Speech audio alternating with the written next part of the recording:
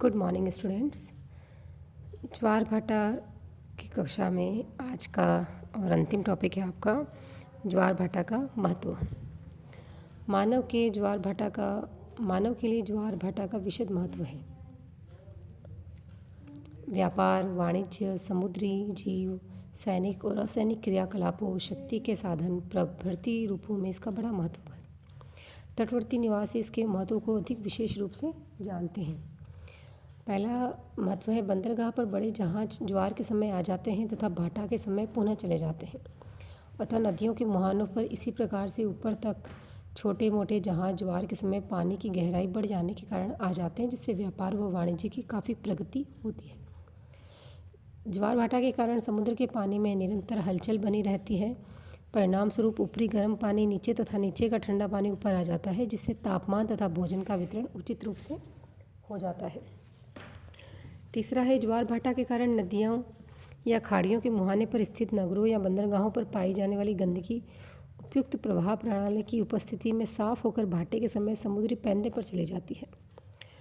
ज्वार के समय जल को अनेक जल भंडारों में एकत्रित कर लेते हैं तथा भाटे के समय गतिमान जल से जल विद्युत उत्पन्न कर लेते हैं, जो मानव के उपयोग हेतु काम में ली जाती है। पांचवा है, समुद्री ज्वार भाटा तटीय खारे जल को स्वच्छ नदियों के पानी में मिश्रित कर देता है तथा पानी में हलचल उत्पन्न हो जाती है। परिणाम स्वरूप उच्च अक्षांशीय क्षेत्रों के तटीय भाग जमने नहीं पाते, जिससे बंदरगाह खुले रहते हैं। अब ज्वार भाटे के केवल लाभ ही नहीं है, हानियाँ भी हैं। पहली हानि है, ज्वार की विशाल तरंगों की चपेट में बड़े बड़े जलयान आ जाते हैं, वो वहीं चकनाचूर हो जाते हैं। इस प्रकार जान माल की कुछ हानि भी हो जाती है।